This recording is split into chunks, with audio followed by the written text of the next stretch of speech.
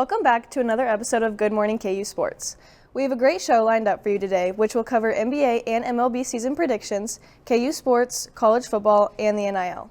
We are going to get started with this week's breaking news. Over to you, Jack. Thanks, Delaney. We have a jam show ahead for you. But first, let's talk about some breaking news. The Los Angeles Rams beat the Minnesota Vikings in a dogfight of a Thursday night football game last night. Led behind a 4-touchdown performance from quarterback Matthew Stafford and 106 yards from wide receiver Puka Nacua, the Rams pulled out a 30-20 win to move to 3-4 on the young season. For all you baseball fans, the wait is no longer. Game 1 of the World Series is tonight between the Yankees and Dodgers. Both teams will be looking to get a head start on a series that is going to be worth the watch. The Yankees took care of business in the ALCS, defeating the Cleveland Guardians 4-1 in a series that saw their star, Aaron Judge, continue to struggle at the plate. It took the Dodgers an additional game to get by the New York Mets in the NLCS. However, their star, Shohei Ohtani, has been red hot. Ohtani has a batting average of .364 with 8 hits, 2 home runs, 6 RBIs, and 9 runs scored in those 6 games. It'll be a battle between two of the best hitters in baseball, and that action will start tonight with first pitch set for 7:08 p.m. Some sad news coming out of Florida. USF men's basketball head coach Amir Abdur-Rahim has passed away at the young age of 43. Looked at as one of the brightest young coaches in the sport, he died due to complications that arose while undergoing a medical procedure. Thoughts and prayers to all affected by this tragic passing. What's new at KU? The men's basketball team is back in action tonight in an exhibition game against Arkansas. Arkansas will look a little different this season with a new man at the helm. John Calipari left Kentucky this offseason to join the Razorbacks and brought a brand new team with him. The game will be a fun way to get the hoop season started. Kansas women's soccer will try to extend their winning streak to 4 games when they travel to Manhattan to take on a struggling Kansas State team and what will be a fierce Sunflower Showdown. Tonight at 7 p.m. at Busser Family Park. Kansas Swim and Dive will swim against South Dakota in a 2-day meet that starts this afternoon. The meet starts at 5 p.m. at the Robinson Natatorium. The Kansas volleyball team will look to improve to 18-1 when the number 9 Jayhawks take on the Utah Utes in Lawrence on Saturday. The game is scheduled to start at 1 p.m., so be sure to go and support.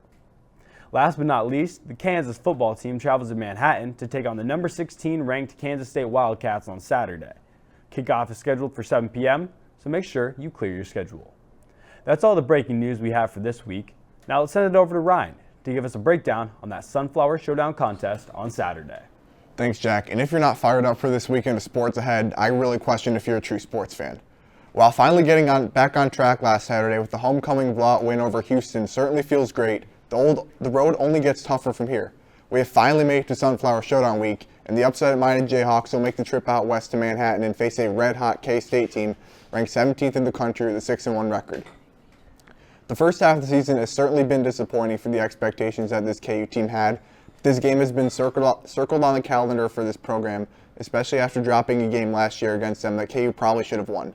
Finding a way to break the streak on the road against the arch-rival will change the narrative almost instantly and would be undoubtedly the biggest win in the landslide-pulled era this far. It will definitely be a tall task, but let's take a look at what KU needs to do to have a shot to snag the upset. The Jayhawks have to be able to find a way to slow down this K-State rushing attack. The Wildcat backfield is one of the most dynamic in the Big 12 and averages over 220 yards a game on the ground, which is good for 10 in the country. The trio of Avery Johnson, DJ Giddens, and Dylan Edwards are all capable of popping explosive runs at any time. Giddens has been on an absolute tear as of late and currently checks in at number 9 in the nation in total rushing and is averaging more than 6.5 yards a carry. He is also one of their top receiving threats as well. We all know Avery Johnson is a major threat with his legs, and pair that with Dylan Edwards, who is an explosive playmaker and averages over 6 yards a carry as well. The number one point of emphasis on the defensive side of the ball has to be stopping the run and make Johnson try to beat you with his arm.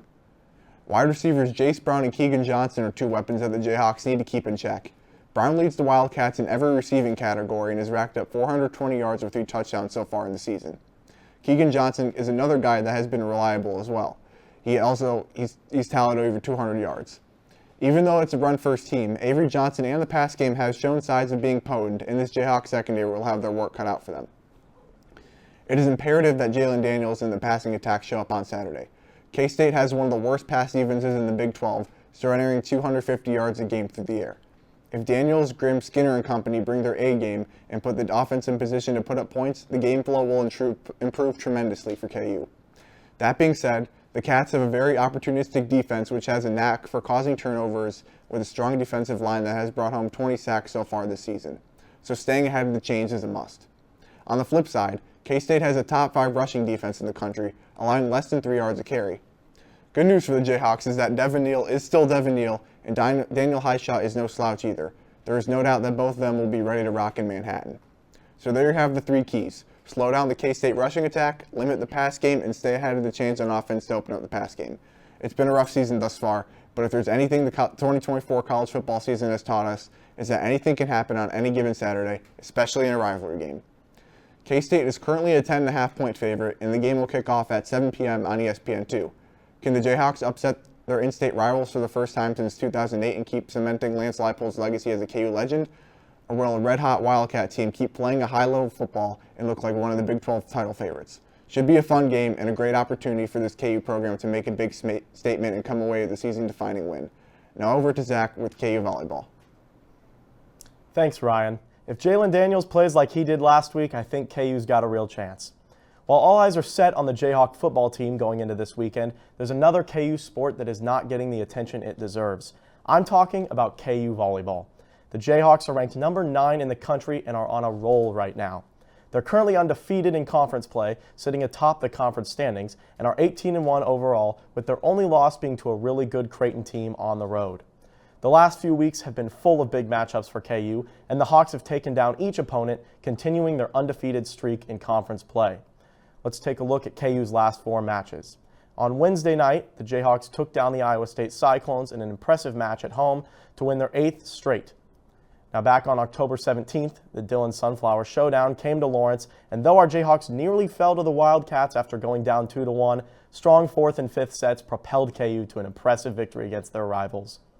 And as we saw in sweeps against UCF and Cincinnati, KU is making their case for the team to beat in the Big 12. The Jayhawks have talent all over the court, with star players such as Caroline Bien, Cameron Turner, and Aya El Nadi, who also lead the team in many of the stat categories. El Nadi leads the team in kills with 170 and rotation points with 203 so far this season, and Turner leads in set assists and aces. In addition to those star seniors, freshman middle blocker Reese Patak has been showing out recently. She was even named Big 12 Rookie of the Week last week for her impressive performances against West Virginia and Cincinnati. Last year, the Jayhawks season ended in a heartbreaking loss to Penn State in the NCAA tournament, but this year they just might have what it takes to finish as a top 10 team and make a deep run in the tournament. Now back over to Delaney. Thank you, Zach. It's always exciting to watch our KU volleyball team have a strong season. We have a short break, and then Ulysia and Caden will be giving their NBA season predictions.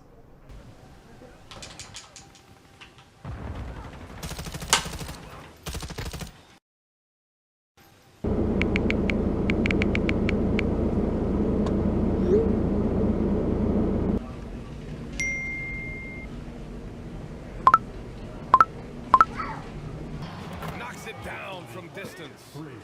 MP's got 12, and a big question mark for MP.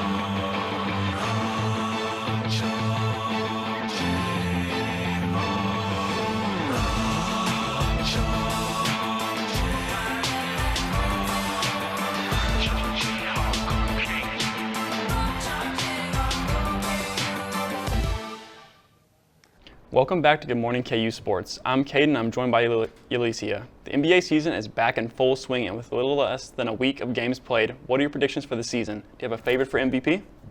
I do. I really like Luka for MVP. I feel like he had a lot to prove last season, and he was holding his team really accountable. I think with Thompson and Kyrie, not Kyrie on there, but going in with the opening game, he scored 28, obviously, right off the bat. He just had a whole powerhouse come in. Thompson had 22 also, which I think that has a lot to say with the way that Thompson was playing last year with the current team that he has now. I think that he's coming in with a chip on his shoulder also. I think the Mavericks are coming in with a lot more to prove, and I think that Luka could do it. What about you? I almost picked Luka. I almost picked him. But I think it's going to be Shea this year. He was second in voting last year and has been top 5 the past 2 years. And I also it's an individual award, but team success is always a part of it. So OKC was the #1 team last year. I think they're going to be it again. They've only gotten better. They added Alex Caruso. I see him getting his first one. But for the next one, what's your overhyped and underhyped team coming in the season?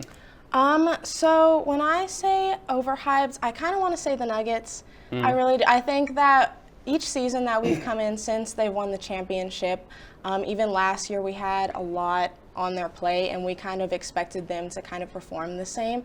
Kind of similar to how the Celtics are playing this current season. I feel like we expected the Nuggets to play similar to it, but they kind of lost that spark, I feel like. I don't think they're going to go that far. I don't even honestly see them making the playoffs. Underhyped, I see the Warriors. I'm a Warriors girl. I've been a Warriors fan for my entire life, and so seeing the Warriors be able to bounce back and kind of try to build a team around Steph, losing Klay Thompson was hard for me to see, but I do think it was better for the success of the team. What about you? I have Philly. They added a lot of pieces. They retained a lot of pieces. But if Joel Embiid is there, you just don't know who's going to be playing the lineup come April. And then they also added, he's already hurt. Paul George and Joel Embiid are already hurt to start the season. They don't know when they're going to come back. And Paul George is just as brittle as a player and can disappear in the playoffs in clutch moments. But I do have New Orleans as my underhyped, kind of a little dark horse. It's kind of the same thing with him with Zion. He got hurt last season in the playoffs. But I also like the coaching better on New Orleans, and I like the roster depth they have on there with Brandon Ingram, McCollum, Herb Jones. Great team around him.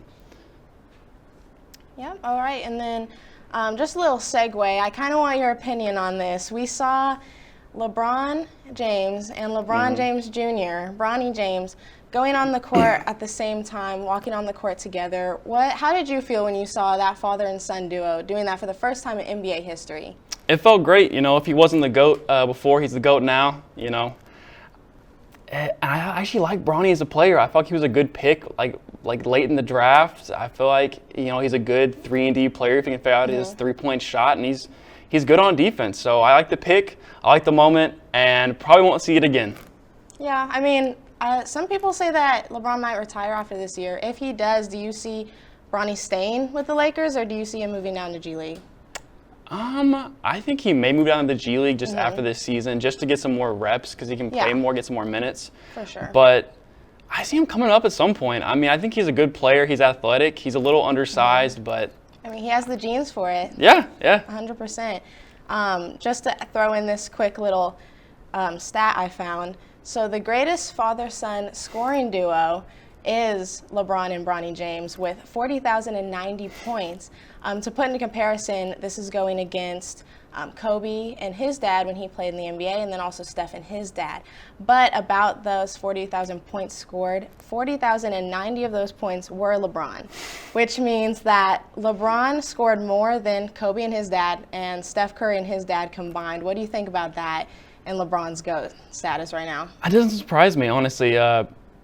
That's why he's the GOAT, because it's sustainable success. That's why we don't look at Joel Embiid or some of these other players like Kawhi Leonard as these upper echelon players, because they aren't on the court. They sit on the bench. They call it Anthony Davis street clothes for a nickname.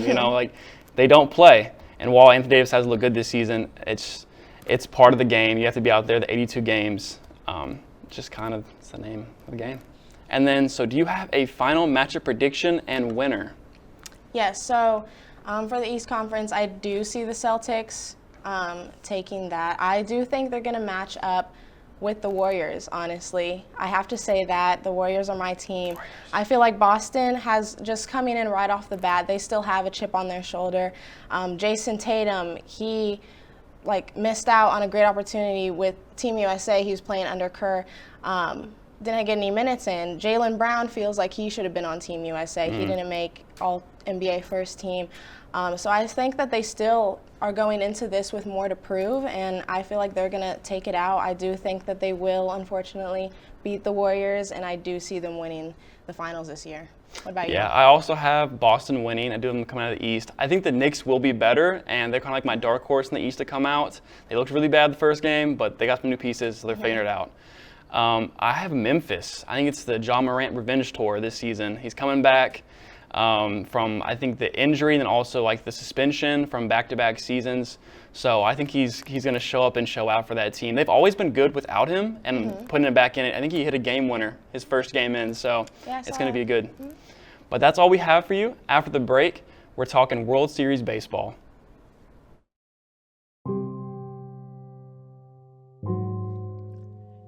Here we see an ordinary man on an ordinary day, when suddenly, trash appears.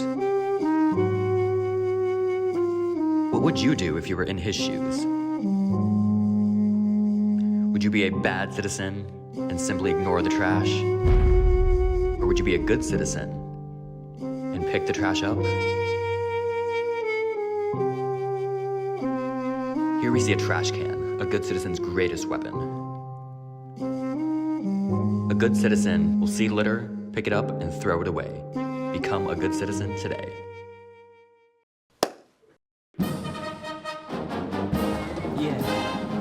Yeah, I always just clap at the start. This is where everyone's talking amongst themselves. Do you know how to do it? Do you know how to do it? Are we supposed to smile? When do we start? Somebody over here already started. Can we talk about the piccolo part's the most complicated one? It is. If you listen, you're doing it when the band's not playing. You have to tell me when it starts. I still don't know. Here we go.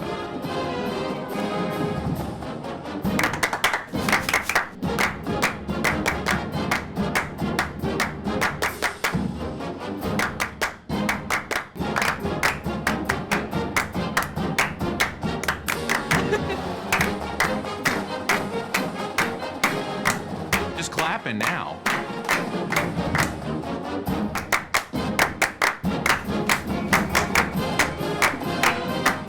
No humps.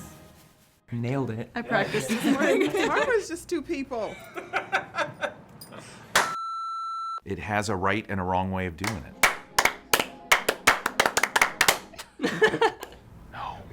No. Wrong. I like my way better. I don't know how to 1, do 2, the 3, end. 4. It's just I don't know the Sorry. head.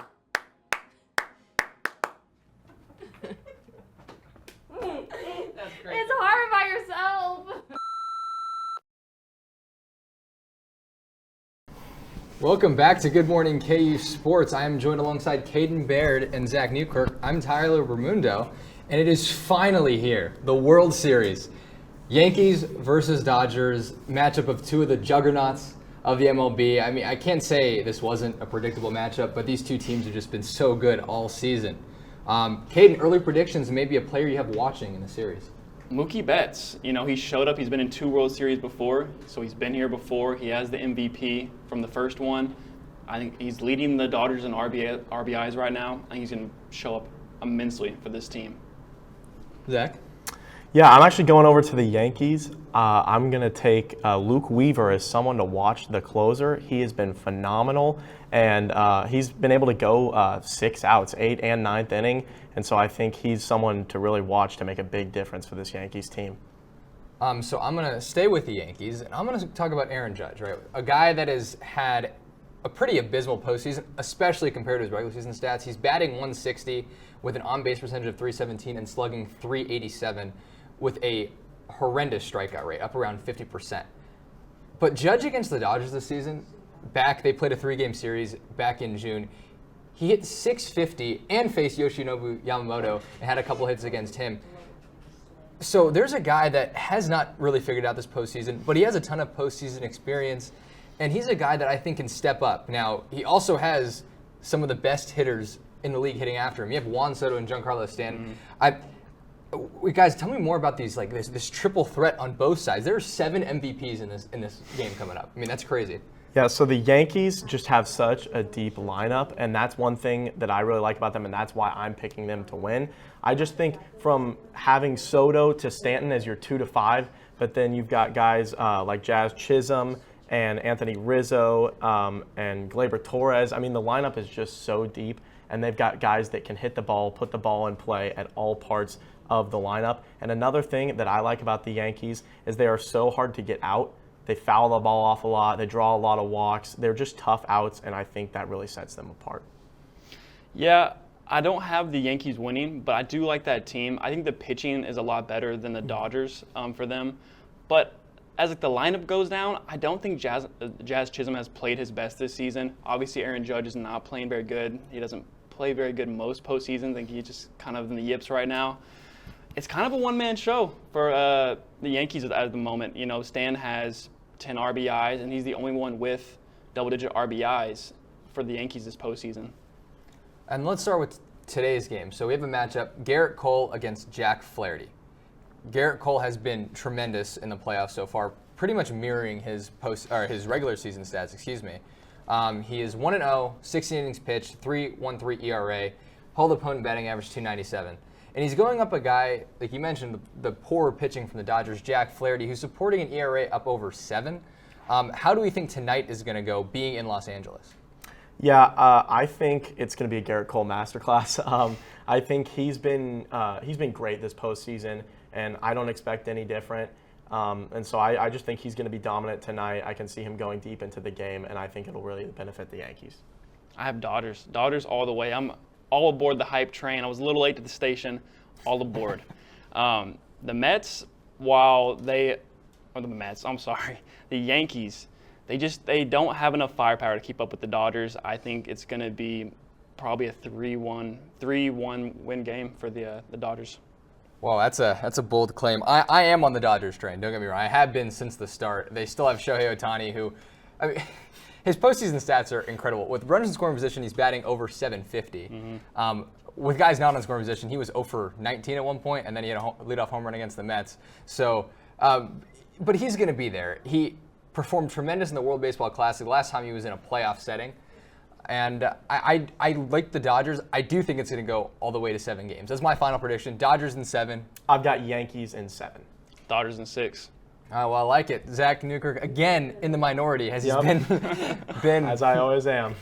And the Guardians were eliminated, unfortunately. Yeah, but that's why I'm moving on. That's all the time we have for you on this segment. And we're going to throw it back to Delaney.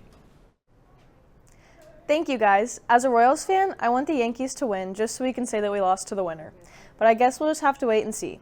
Throwing it over to Jack with the Indiana versus Nebraska game. Thanks, Delaney. This past weekend, I got to travel to Indiana and see a little Big Ten football between number 16 IU and Nebraska. Coach Cignetti's motto of "study later" proved effective as them Hoosier boys came ready to play. IU completely manhandled the Huskers and discount Mahomes in a 56-7 blowout. Hoosiers quarterback Curtis Rourke dominated the game with throws like this, going 17 for 21 with 289 yards and only 1 interception. However, the best play of the game happened in the third quarter with this pick by Sean Asbury II, who returned it all the way to Nebraska 20. It's incredible to watch. Great stadium, great game, great atmosphere. Now over to Alicia. Thanks, Jack. In a world where NIL money is influencing commitments from top prospects, top class of 2025 prospect AJ DeBansa states NIL cost is not a factor when making his college decision. The 6'9" senior at Utah Prep is looking towards top schools such as BYU, North Carolina, and Kansas. UNC recently stated its biggest fear is that AJ's name, image, and likeness price is through the roof. However, DeBansa's father came to say the opposite. Using South Carolina as an example, he says, "They have $5 million on the table and Kentucky comes with $3 million. If AJ wants to go to Kentucky, he's going to Kentucky." During this week's Big 12 Media Day hosted in Kansas City, BYU coach Kevin Young touched on the rumors that BYU was willing to pay $4 to $4.5 million in order for DeBansa's recruitment. Young responded in a way that insinuated this wasn't the case. Referring to NIL compensation, he stated, "If you compare it to the NBA, there is so much transparency," explaining that what we know someone's market value is, but it is completely different with college NIL. Regardless, we can't ignore the major shift programs are taking with NIL, but even though money is circulating all around college athletics right now, we can appreciate some of the top recruits in the country staying true to the value of the program. That's all I have on recent NIL updates. Stick around after the break for Weather with Olivia. Where you go to college makes a statement about you. This place will become a part of you, your identity for life.